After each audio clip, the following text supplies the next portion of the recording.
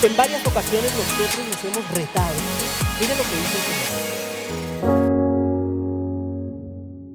Estamos continuando en esta mañana nuestro estudio de la primera carta del apóstol Juan. Si usted ha estado viniendo aquí con alguna frecuencia, se ha dado cuenta que estamos haciendo un estudio verso por verso de la carta del apóstol Juan, y hemos visto que básicamente el apóstol Juan lo que hace en esta carta es presentar una serie de pruebas, de características que nos permiten evaluar a nosotros los creyentes la veracidad de nuestra fe. Sé que repetimos esto casi que semanalmente, pero es importante porque es la razón o una de las razones principales detrás de esta carta.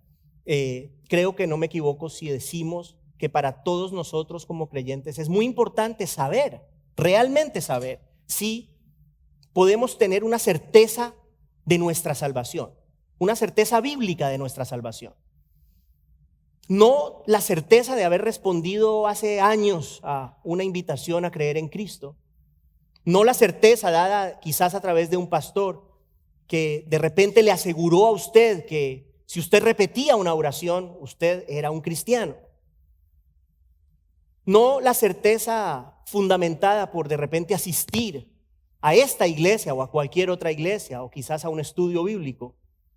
Y ni siquiera la certeza de una vida que alguna vez pareció producir buen fruto para el Señor. Esto pasa mucho, pasa muchísimo. De repente personas que empiezan bien y validan su certeza con respecto a su salvación es la vida de antes, cuando servían al Señor, cuando hicieron ciertas cosas. Ahora, nosotros necesitamos una certeza que venga de Dios. Esa es la certeza que necesitamos, la certeza que Dios nos da en su palabra. Y en esta carta hemos visto a través ya de meses una diversidad de manifestaciones de la fe salvífica en la vida del creyente. Repito, manifestaciones que nos sirven para hacer una evaluación nuestra, para mirarnos internamente y ver si en realidad podemos tener una certeza sólida respecto a la veracidad de nuestra salvación, hermanos. Qué importante es esto. Y en esta carta, uno de los aspectos que el apóstol Juan presenta de manera recurrente como fuente de esperanza, o de certeza mejor, como fuente de certeza para nosotros como creyentes, es el hecho de que el creyente es hijo de Dios. Él repite con mucha frecuencia: nacido de Dios, nacidos de Dios. Nacido de Dios significa hijos de Dios. ¿Por qué dice esto? Bueno, porque toda persona que cree en Cristo es adoptada en la familia de Dios. Ya hablamos sobre esto. Hicimos un mensaje justamente sobre esto. Y esta verdad es parte fundamental de la obra redentora del Señor Jesús. No solamente nos salvó, pero nos hace sus hijos, o hijos de Dios, hijos del Padre, a través de la fe en el Señor Jesús. No solamente nos salva de tener que enfrentar la justa ira de Dios por efecto de nuestro pecado, pero según Juan 1:12 nos concede el derecho, el privilegio de ser llamados hijos. Ahora bien, la semana anterior, si usted estuvo aquí, recuerda que hablamos del amor del Padre, el amor que el Padre nos ha mostrado a nosotros al enviar a su Hijo Jesucristo.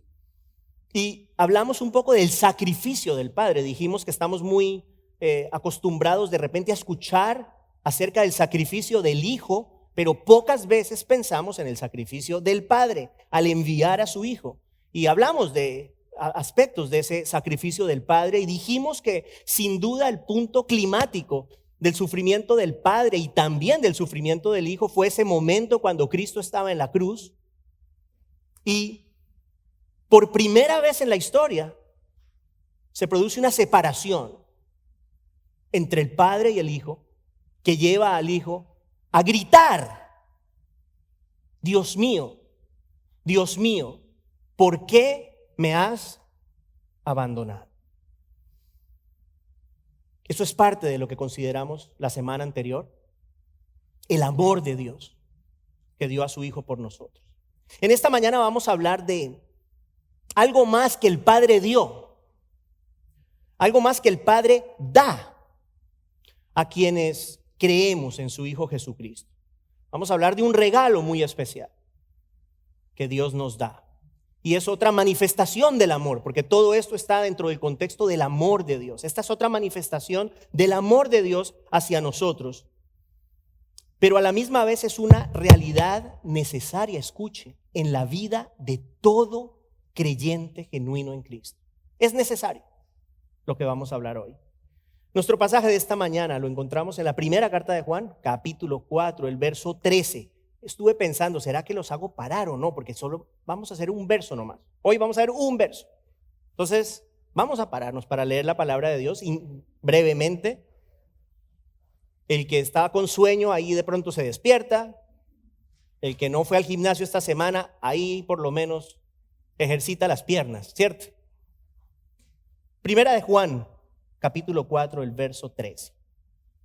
Dice el Señor, escuche, en esto sabemos que permanecemos en Él y Él en nosotros, en que nos ha dado de su Espíritu. Eso es todo, hermanos. Pueden tomar asiento, por favor. Qué importante verso. Es interesante porque cuando uno está predicando verso por verso, no siempre se sabe exactamente hasta dónde va a llegar uno en el siguiente servicio. Yo tenía pensado hacer como 7 versos hoy, 7. Pero de repente cuando empecé a leer, empecé a estudiar y empecé a orar, me di cuenta que este verso tiene demasiada riqueza como para simplemente pasarlo por alto. Ya hablamos en una ocasión anterior, hace pocas semanas, porque Juan habla de esto mismo de una manera un poquito diferente. Hablamos del hecho de que tenemos el Espíritu, pero no nos dedicamos a enfatizar y a explicar qué significa eso. Y eso es lo que vamos a hacer hoy justamente. Entonces, recuerde, todo esto está inmerso en el contexto del amor de Dios. Dios nos ama y porque nos ama ha entregado a su Hijo por nosotros y porque nos ama, ¿cierto? Dios nos ha dado de su Espíritu. Este es el verso 13. En el verso 7 de ese mismo capítulo, vamos un poquito atrás, ya lo vimos, Juan argumenta que el amor es de Dios. Luego en el verso 8 dice, Dios es amor. Luego, versos 9 y 10, ¿qué dice? Habla del envío del Hijo por parte del Padre como una manifestación del amor de Dios. Verso 11 nos llama a amarnos unos a otros. ¿Cómo? Como Dios nos ha amado y como nos ha mandado. Luego el verso 12 nos indica que debemos amarnos unos a otros y que el amor de Dios se perfecciona en nosotros. O sea, que la palabra amor está por todo lado. Esto tiene que ver con amor. Estamos hablando del amor, el amor de Dios. Llegamos entonces al verso 13, nuestro verso de hoy. Continúa el apóstol Juan hablando del tema del amor, esta vez manifestado a través del regalo especial que nos ha dado, que es su Espíritu. Notemos entonces primeramente, muy importante, que Juan no afirma en el verso que Dios nos dará de su Espíritu, no dice nos dará. Él no dice Dios les dará su Espíritu, dice nos ha dado su Espíritu. ¿Qué quiere decir esto? Bueno, quiere decir que la realidad de la presencia del Espíritu Santo en la vida del creyente ya ha sido consumada. Si usted es un creyente, la recepción del Espíritu Santo es un hecho pasado en su vida. El Espíritu Santo le ha sido dado ya a usted, si usted es un creyente, y usted no está en espera de recibirlo, porque uno no espera lo que ya tiene. ¿De acuerdo? De esto vamos a hablar un poquito más a fondo en breve, pero antes de eso, voy a leer el verso una vez más porque es importante hacer una consideración que nos va a llevar a formularnos la pregunta del día. Vamos a hacernos una pregunta muy importante hoy. Leo el verso otra vez. En esto sabemos, fíjese la palabra sabemos, certeza, ¿no? En esto sabemos que permanecemos en Él y Él en nosotros, en que nos ha dado de su Espíritu. El término permanecer usted lo ha escuchado varias veces ya en esta carta y tiene que ver con la relación del creyente con Dios y de Dios con el creyente. Por eso permanentemente dice, Dios permanece en nosotros y nosotros permanecemos en Dios. Cuando una persona cree en Cristo, hermanos, ¿Cómo permanecemos nosotros en Dios? ¿De qué forma? Bueno, a través de la obediencia. A través de la obediencia permanecemos en Dios cuando buscamos honrar al Señor poniendo en práctica su palabra. No lo digo yo, eso lo afirmó también Juan en el capítulo 3 de esta carta, el verso 24. Palabras muy similares a lo que estamos viendo hoy. Escuche, mire lo que dijo en esa ocasión. El que guarda sus mandamientos permanece en él, o sea, en Dios, ¿cierto? Y Dios en él. Y entonces luego dice algo muy similar a lo que estamos viendo hoy. Y en esto sabemos que Él permanece en nosotros por el Espíritu que nos ha dado nuevamente. Nos ha dado, ya no lo dio. ¿Ok? Vemos la permanencia de Dios entonces en la vida del creyente.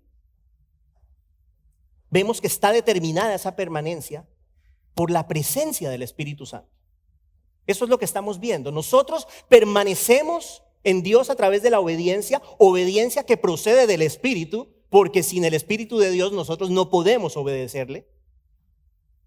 Y Dios nos da de su Espíritu, de esa manera Dios permanece en nosotros.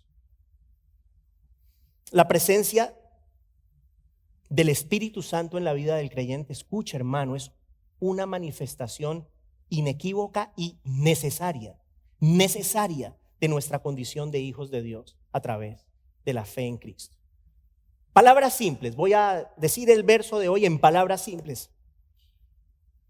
Juan nos está diciendo, sabemos que somos creyentes genuinos, sabemos que somos hijos de Dios. ¿Por qué? ¿Por qué sabemos? Bueno, porque Él nos ha dado de su Espíritu. Entonces aquí viene la pregunta. Esta pregunta es vital, hermanos. Esta pregunta es vital para ustedes y para mí, para todos nosotros. Es importante esta pregunta. ¿Cómo podemos saber? ¿Cómo podemos saber si en realidad hemos recibido el Espíritu Santo en nuestros corazones? ¿Cómo puedo yo saber? Si la presencia del Espíritu Santo es el distintivo que el apóstol Juan está presentando hoy, en el verso de hoy, para validar la veracidad de nuestra fe, entonces, ¿cómo puedo yo saber? ¿Cómo puede usted saber que tiene el Espíritu Santo? ¿Cómo? Juan nos dice que nos ha sido dado, ya nos fue dado. Es una acción pasada. ¿Por qué? Porque el Espíritu Santo les dado al creyente en el momento de su conversión. En ese momento el creyente recibe el Espíritu Santo. Entonces vamos a establecer un principio bíblico. Ponga mucha atención. Un principio bíblico fundamental que es necesario comprender. Esto lo he dicho otras veces. Escúcheme. Todo creyente genuino en Cristo posee el Espíritu Santo. No existe un creyente sin el Espíritu. No existe, no hay. No hay un creyente que no tenga el Espíritu Santo de Dios. Por eso es que la presencia del Espíritu Santo confirma la condición de hijo de Dios de un individuo y por consiguiente su salvación. Ahora, en igual medida, la ausencia del Espíritu Santo indica justamente lo contrario. Si una persona no tiene el Espíritu de Dios, pues no es creyente. No importa lo que diga. La realidad de la presencia del Espíritu Santo en el creyente está establecida clarísimamente, muy, muy claramente en la palabra de Dios. Por ejemplo, el Señor Jesús, el mismo Señor Jesucristo, le dice a sus discípulos acerca de la venida del Espíritu Santo, se las anunció en Juan 14. Escuche lo que dice. Les dice, entonces yo rogaré al Padre y Él les dará otro consolador para que esté con ustedes para siempre. Es decir, el Espíritu de verdad, a quien el mundo no puede recibir porque ni lo ve ni lo conoce. Pero ustedes sí lo conocen porque mora con ustedes y estará en ustedes. Ahí está. Esto fue antes de que el Espíritu llegara en Pentecostés. Ahora, el Señor, usted conoce, el Señor Jesús regresa al cielo. El Espíritu Santo fue enviado al mundo tal y como Jesús lo había afirmado. En este verso vimos que él le dice a sus apóstoles: el Espíritu mora con ustedes y estará en ustedes, y efectivamente así sucedió y así sucede. No solamente vino el Espíritu a morar en los apóstoles del Señor Jesús, pero vino a morar en toda persona que pone su fe en el Hijo de Dios. Y eso es justamente lo que Pablo dice en repetidas ocasiones, iniciando por ejemplo en 1 Corintios 3:16. ¿Qué leemos allí? Lo hemos leído aquí otras veces. Pablo dice: ¿no saben que ustedes son templo de Dios y que el Espíritu de Dios habita en ustedes? Luego el capítulo 6 de esa misma carta, Pablo afirma que el cuerpo del creyente es templo del Espíritu Santo. 1 Corintios 6:19.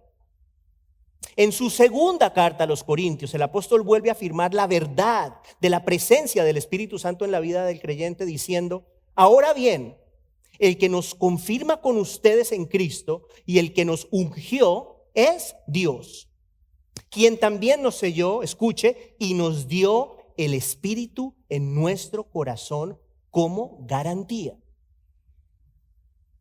Y luego en Gálatas 4:6 también el apóstol Pablo reafirma la misma idea diciendo: y porque ustedes son hijos, Dios ha enviado el Espíritu de su Hijo a nuestros corazones, clamando: Abba, Padre.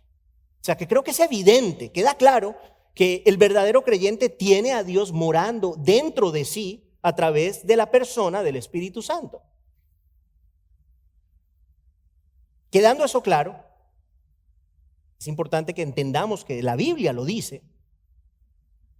Ahora la pregunta nuevamente la formulo. Ya sabemos que todo creyente tiene el Espíritu. Todo. ¿Cómo puedo yo saber? ¿Cómo puedo yo saber que el Espíritu me ha sido dado? Sabiendo que no son algunos creyentes los que han recibido el Espíritu, pero son todos los creyentes. ¿Cómo puedo yo saber que el Espíritu de Dios habita en mí? ¿Cómo? Entonces voy a empezar por enunciar algunas manifestaciones de la presencia del Espíritu Santo que son aceptadas por muchos en nuestro día. Es posible que de pronto aquí haya personas que puedan tener de pronto una opinión diferente a lo que yo voy a decir. Si es así, yo no tengo ningún problema, hermano, en que usted y yo hablemos y yo le explico por qué pienso lo que pienso. ¿Sí? No es la intención mía hacer un estudio profundo de estas cosas porque el tiempo no lo permite. Voy simplemente a mencionarlas y a comentar acerca de estas manifestaciones que no son, lo repito, que no son prueba de que una persona tiene al Espíritu Santo. ¿Para qué hago esto? Porque es importante para mí que ustedes no tengan una idea equivocada de lo que significa recibir al Espíritu Santo. Hay muchas ideas equivocadas con respecto a esto. Muchas. Vamos a ver qué es lo que dice la Biblia. Entonces, la manifestación más común en algunos círculos evangélicos de la presencia, o como se le dice en algunas personas, el bautismo del Espíritu Santo, tiene que ver con el don de lenguas o el hablar en lenguas.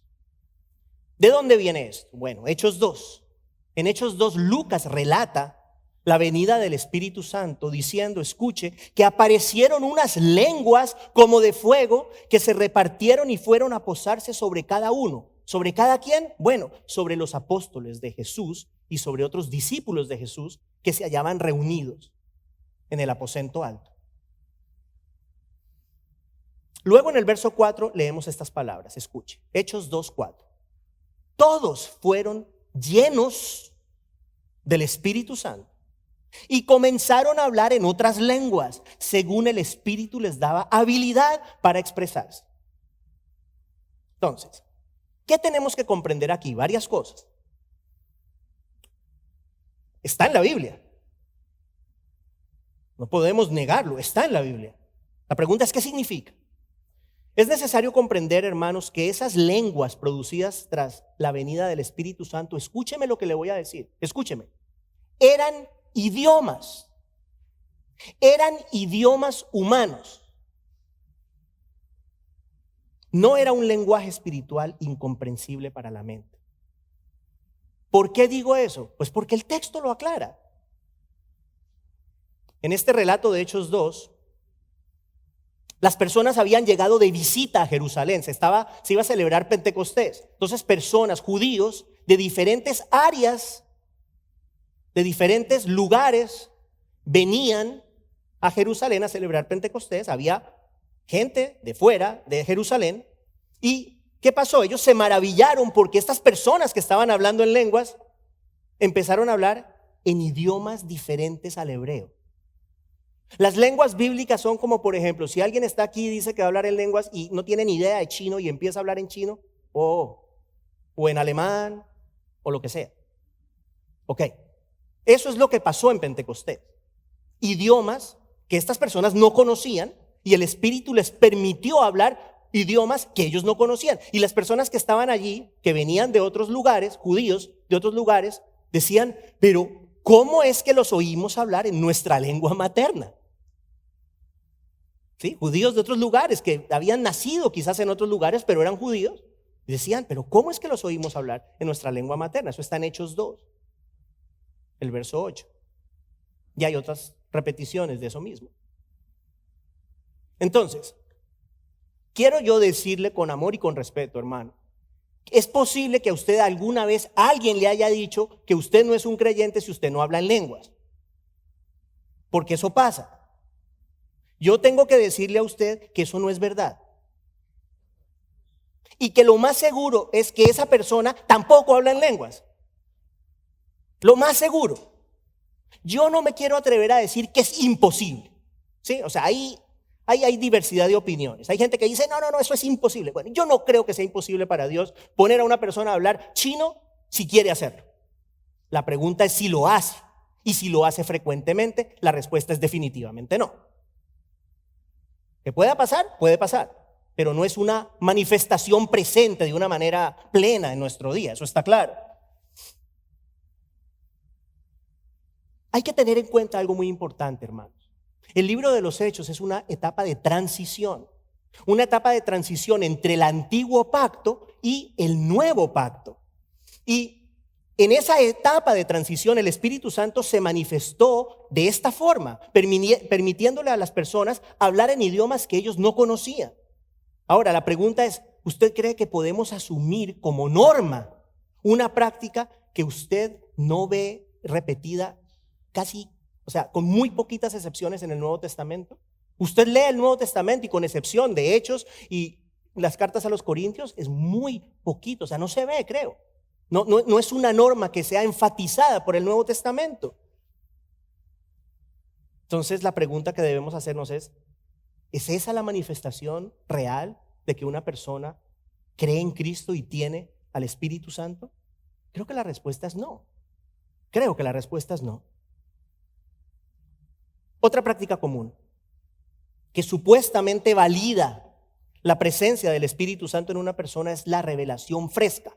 Le he llamado así, la revelación nueva, que algunas personas dicen recibir. ¿A qué me refiero? Y esto lo hemos dicho en otras ocasiones. Hay personas que argumentan que Dios les ha hablado directamente y audiblemente, y no solamente eso es lo más grave, pero cuando dicen que eso que escuchan incluso puede contradecir la palabra de Dios y no importa. No sé, alguna vez les di a ustedes un ejemplo, no sé si lo recuerdan, de un supuesto pastor que Dios le dijo que debía llamar a una persona de la congregación que tenía cáncer en el colon. Entonces Dios le dijo que lo llamara, que lo pasara aquí a la plataforma y que enfrente de todo el mundo le pegara un puño en el estómago porque lo iba a sanar. Eso no es mentira. Entonces la pregunta que yo me hago es, ¿ese es el Dios de la Biblia? ¿Será que el Espíritu Santo hace eso? Y la respuesta es no. Ahora, yo con esto no estoy diciendo, escúcheme, yo no estoy diciendo que no haya momentos en la vida en los cuales nosotros no percibimos una directriz clara del Señor. Yo no sé si a usted le ha pasado, hay veces que de repente el Señor le pone a usted una certeza con respecto a algo, incluso una certeza tan grande que pareciera que usted estuviera escuchando audiblemente al Señor. El Señor le pone algo en su corazón y usted puede decir, sé que es el Señor. Eso a mí me ha pasado. Ahora bien, de allí a que yo les diga a ustedes que yo conozco misterios que nadie más conoce, hay una gran diferencia. Hay una gran diferencia. Y es justamente esto lo que algunas personas hacen. Y hay otra supuesta manifestación del Espíritu, bastante peligrosa de hecho. No sé si usted la ha visto o quizás la ha experimentado. Yo la experimenté personalmente cuando conocí al Señor. Hace muchos años, parte de esto, y tiene que ver con un trance que las personas entran en supuestas, y digo supuestas, ¿no? Iglesias. Trances que por lo general inician a través de un empujón, ¿no? No sé si a usted le ha pasado, pero de repente el pastor quiere que usted reciba al Espíritu Santo y entonces coge y lo empuja y usted se cae y mucha gente empieza a temblar y empiezan a reírse, no, de verdad, a reírse y a decir un poco de cosas rarísimas y hermanos, la pregunta que uno debe hacerse es, ¿estas manifestaciones realmente provienen del Espíritu de Dios? O sea, ¿dónde vemos eso en la Biblia? ¿Dónde nosotros vemos en la Biblia que una persona se pone a reírse como loca y está llena del Espíritu porque se está riendo como loca? O temblando. Hay que tener cuidado con eso. Y yo me atrevo a decir esto. Que si eso es algo espiritual, o sea, si lo fuera, porque puede ser algo muy emocional también, creo yo. Pero si es algo espiritual, mi convicción es, no es proveniente del Espíritu Santo. Esa es mi convicción. Ahora, esas no puedo decir que son todas las prácticas, pero por lo menos son algunas de las prácticas más comunes en nuestro día que supuestamente confirman, de una manera equivocada obviamente, que una persona ha recibido el Espíritu Santo. Veamos entonces las manifestaciones del Espíritu, manifestaciones bíblicas del Espíritu Santo, que nos ayuden a saber si realmente yo, usted, tenemos el Espíritu. Vamos a ver qué dice la Biblia. ¿Qué es lo que el Espíritu Santo realmente produce en el creyente? Bueno, yo lo puse en 3 puntos, repito, no puedo ser exhaustivo, no voy a decir que esto es todo, pero traté de, en un mensaje de 40 y pico de minutos, por lo menos darles una idea. Punto 1, el Espíritu Santo produce vida espiritual. El Espíritu Santo produce vida espiritual. ¿Qué nos dice la Biblia de nosotros antes de conocer a Cristo? Bueno, Efesios 2, estábamos muertos ¿en qué? En nuestros delitos y en nuestros pecados. Eso éramos nosotros. Toda persona está muerta en sus delitos y pecados y está destituida de la gloria de Dios según Romanos 3:23. ¿Qué pasa? Tito 3:5, escucha, esto es glorioso. Pero, cuando viene el pero en la Biblia, póngale atención. Pero Dios nos salvó, no por las obras de justicia que nosotros hubiéramos hecho, sino conforme a su misericordia, escuche esto, por medio del lavamiento de la regeneración y la renovación por el Espíritu Santo. ¿Qué significa esto? La regeneración es un término que describe el nuevo nacimiento. Usted ha escuchado que el cristiano es una nueva creación, ¿cierto? Acuérdese cuando Jesús le dijo a Nicodemo, tienes que nacer de nuevo. ¿Ok? O sea que la regeneración tiene que ver con la nueva vida del creyente. El Espíritu Santo nos concede nacer de nuevo. ¿Qué hace? Nos limpia de pecado, nos renueva, nos transforma todo nuestro ser interior. Por esa razón Pablo dice que si alguno está en Cristo es una nueva criatura. Tras producir vida, el Espíritu Santo continúa su trabajo en el corazón del hombre. Ese es el primero, o sea, estábamos muertos y el Señor nos da vida. ¿A través de quién? A través del Espíritu Santo. Esa es la primera. Luego, produce vida y ahora el Espíritu Santo continúa su trabajo en el corazón del hombre. Punto número 2. El Espíritu Santo trae iluminación. Iluminación, ¿qué significa eso? La iluminación es la capacidad dada por el Espíritu Santo para que el creyente pueda comprender la palabra de Dios. Esa es la iluminación. Una vez el corazón humano recibe el soplo de vida, ¿sí? El soplo de vida espiritual de parte de Dios, ¿qué pasa? Queda capacitado para comprender las verdades espirituales y para obtener el don de la fe, ¿sí? O sea, una persona que está muerta no puede recibir el don de la fe, no puede responder. Primero tiene que tener vida, ¿no? Creo yo. Tiene que tener vida para que pueda responder. Bueno, el Espíritu le da vida y adicional a eso le ilumina para que a través de la comprensión de esta palabra el don de la fe pueda ser recibido. Intelectualmente, hermano, escuche, esto es importante. Cualquier persona con cierta capacidad mental puede entender lo que la Biblia dice. Hay personas muy versadas en la Biblia, profesores universitarios, eruditos, que no tienen una comprensión espiritual de la palabra de Dios. Dicha comprensión espiritual solamente la produce el Espíritu Santo en el creyente, solamente. Y esa comprensión trae algo fundamental, y es esto, escúcheme, la convicción inquebrantable de que este libro es la palabra de Dios. Yo quiero decirle a usted algo, no hay ninguna persona que lo pueda a usted convencer de que este libro es la palabra de Dios. Nadie. Yo no puedo convencerlo a usted de eso. Yo quiero que usted sepa eso. O sea, mi expectativa no es que yo lo voy a salvar a usted y que yo le voy a hacer a usted creer este mensaje. No, yo no puedo hacer eso. Yo lo más que puedo hacer es predicarle el mensaje, y el Señor a través de ese mensaje se encarga de generar en usted vida. Por eso Pablo dice en 1 Corintios 2:14, algo que usted conoce. Dice, el hombre natural, ¿qué? No acepta las cosas del Espíritu de Dios, porque para él son necedad y no las puede entender. Escuche, aquí viene la clave, porque son cosas que se disciernen espiritualmente. Ahí queda claro que la parte intelectual, que es importante, no estoy diciendo que no, pero la parte intelectual está al alcance de la gente. La parte intelectual es algo que las personas pueden percibir, pero las verdades espirituales se disciernen espiritualmente. En otras palabras, hay, digamos, pongámoslo de esta manera, podemos hablar de dos tipos de comprensión. Está la comprensión intelectual, que la tenemos que tener, pero no se queda allí en el creyente. Viene la comprensión espiritual, y parte de esa comprensión es la que nos da la certeza de que este libro es palabra realmente de Dios. Eso solo lo hace el Espíritu de Dios, nadie más.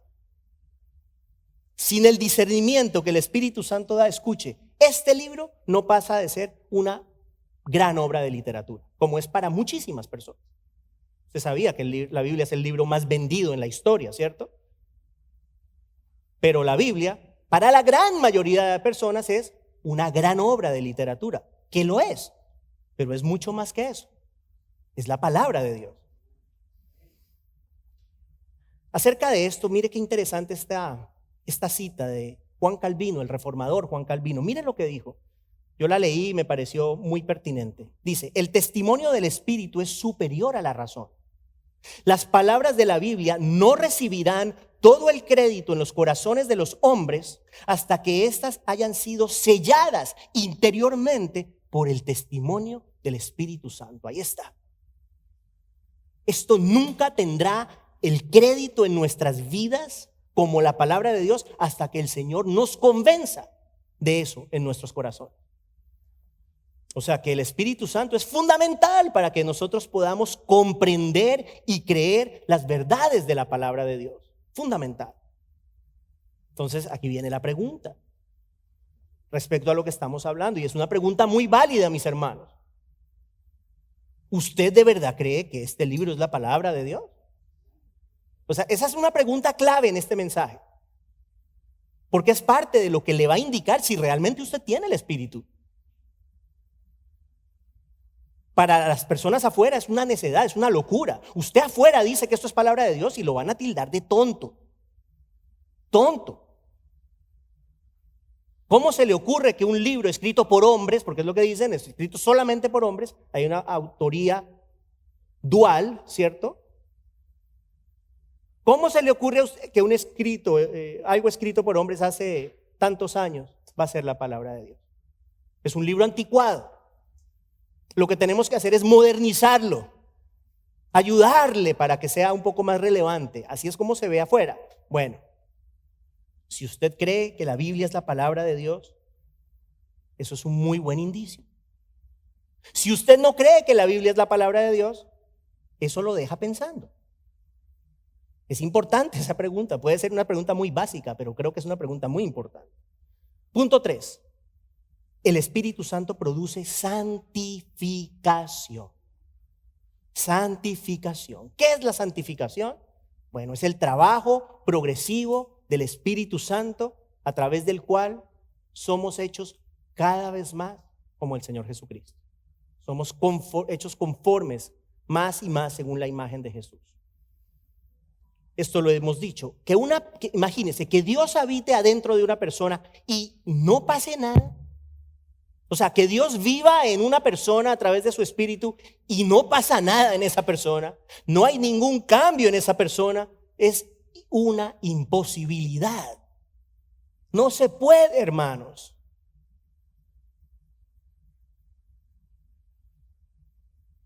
Y esta verdad que les estoy hablando resulta muy útil para contestar la pregunta que nos hemos formulado hoy.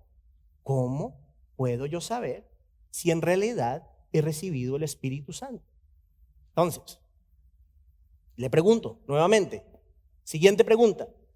¿Usted puede dar fe de que su vida ha experimentado cambios sustanciales, profundos, internos, desde que usted afirma haber creído en Cristo?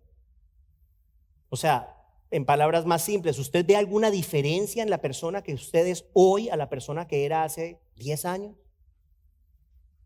Y esto es verdad para cualquier persona, pero especialmente lo podemos ver en personas que llevan tiempo caminando con el Señor. Escúcheme, la evidencia de la presencia del Espíritu Santo debe ser observable por usted, identificable por usted y por las personas cercanas a usted. ¿Y por qué le digo esto? Hermanos, esta es la realidad. Nosotros afuera podemos dar una cara, presentar una cara que no es la verdad, ¿cierto? El mundo está lleno de eso. De personas que viven, como hemos dicho, a veces vidas dobles. Son una persona aquí en la iglesia, son una persona de repente en el trabajo, pero tienen doble personalidad, básicamente. Son dos personas en una. Las personas que viven con usted, las personas más allegadas a usted, su esposa, su esposo, sus hijos, ellos son los que pueden dar fe de si realmente usted es una persona diferente. ¿Y por qué le digo esto? Usted puede venir a esta iglesia o a cualquier iglesia y de repente usted está aquí y todos pensamos que usted es una persona, cuando en realidad usted es otra persona. Hermano, amigo, en ese caso, yo le digo esto: si eso es verdad en usted, lo más seguro es que usted no tiene al Espíritu Santo. Suena duro, pero es la verdad. Si usted vive una vida inmoral, así venga a la iglesia, no hay razones para pensar que el Espíritu vive en su corazón. Mira lo que dice Pablo en 1 de Tesalonicenses 4. Dice que Dios no nos ha llamado a vivir en la inmundicia, sino a vivir en santidad. Luego en su segunda carta a esta misma iglesia de Tesalónica, Pablo les dice: pero nosotros siempre tenemos que dar gracias a Dios por ustedes, hermanos amados por el Señor, porque Dios los ha escogido desde el principio para salvación mediante la santificación por el Espíritu y la fe en la verdad. Romanos 8:9, Pablo les escribe a los creyentes de Roma: ustedes no están en la carne, sino en el Espíritu. Escuche, si en verdad el Espíritu de Dios habita en ustedes. Y luego dice esto, clarito: pero si alguien no tiene el Espíritu de Cristo, el tal no es de él. Esa es la palabra de Dios.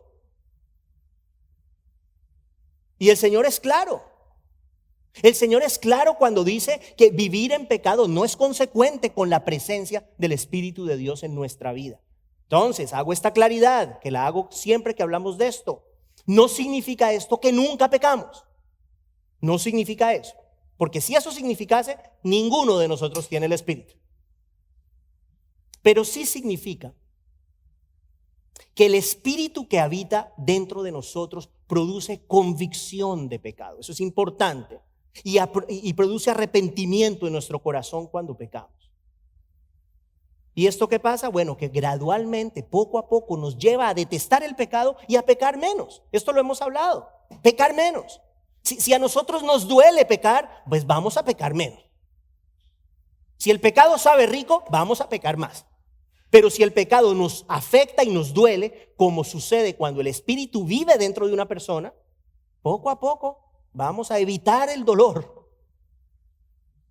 de pecar, el desazón que nos produce, y vamos a ir pecando menos. Esa es la idea de la santificación. Vamos siendo progresivamente más como Jesús. Por eso es que hemos dicho en otras ocasiones que un creyente verdadero, hermanos, no puede vivir en un patrón de pecado indefinidamente. Y esto se los digo porque es importante. Es posible. Es posible. Yo sé que aquí ha habido personas que han venido a esta iglesia y escuchan esta misma palabra y se sientan ahí donde ustedes están sentados y están viviendo vidas inmorales. Bueno, pues una vida inmoral no es consecuente con la presencia del Espíritu Santo. No es. No podemos tener al Espíritu y vivir permanentemente en un patrón de pecado. Ejemplo, no podemos tener el Espíritu y andar, si usted está casado o casada, fornicando. No se puede. Porque si usted sigue haciéndolo y sigue haciéndolo y sigue haciéndolo y no siente nada y el Espíritu no le ha dado esa convicción de que lo que usted está haciendo está mal, es porque no lo tiene. Así de sencillo. El Espíritu no permite que un hijo de Dios se ensucie de manera permanente en un patrón de pecado. No lo permite, hermanos. Es Él el que no lo permite. Adicional a eso, la obediencia es un elemento de la santificación. Mire lo que dice Pedro, el apóstol Pedro. Él afirma que los creyentes hemos sido elegidos según el previo conocimiento de Dios Padre por la obra santificadora del Espíritu. ¿Para qué? Para obedecer a Jesucristo. Ahí está. Y en Gálatas 5, probablemente una escritura que usted conoce, o un pasaje que usted conoce, el apóstol Pablo muestra diversas características producidas en el creyente por el trabajo santificador del Espíritu Santo. Gálatas 5, versos 22 y 23, conocido como el fruto del Espíritu. Pero el fruto del Espíritu es amor, gozo, paz, paciencia, benignidad, bondad, fidelidad, mansedumbre, dominio propio. Señor, yo quiero saber si el Espíritu Santo habita en mí. Bueno, ¿será que yo tengo amor, gozo, paz, paciencia, benignidad? ¿Tengo o no tengo eso? Ahora, ¿significa eso que en todo tiempo yo soy paciente, bondadoso, benigno, en todo tiempo y nunca fallo? No, no significa eso. Pero sí significa que estas cosas predominan en nuestra vida. Predominan en nuestra vida. Y escuche, y se hacen cada vez más presentes y evidentes a medida que somos hechos más y más como Jesús. Eso es lo que significa. Y fíjese lo interesante, la primera característica que Pablo enuncia ahí, enlista ahí, es el amor, ¿no? Consecuente con todo lo que Juan nos ha dicho en esta primera carta. El amor por las personas, particularmente por los hermanos en la fe, es un indicativo de la presencia del Espíritu Santo en nuestra vida. Señor, ¿tengo yo el Espíritu? Bueno, ¿amas a tu hermano? Ahí está. El segundo es el gozo, ¿no? Habla del gozo. No los voy a, tranquilos, no vamos a decirlos uno a uno, pero el gozo es el segundo que él presenta. La vida del cristiano tiene el gozo de Dios en medio de la aflicción. Si usted sabe algo del apóstol Pablo, usted sabrá que fue un hombre supremamente sufrido. Supremamente sufrido. ¿Ok? El apóstol Pablo fue un hombre supremamente sufrido, pero aún así experimentaba el gozo de Dios, al punto que nos manda a regocijarnos. Yo no me puedo imaginar una persona que no tiene gozo exigiéndole a los otros, tienes que tener gozo. No. Pero el Señor exige gozo en Filipenses 4:4 a través de Pablo, porque Pablo tenía el gozo de Dios. Regocíjense en el Señor. ¿Cuándo? A veces, muchas veces, no, siempre. Siempre. Señor, ¿tengo el Espíritu Santo dentro de mí?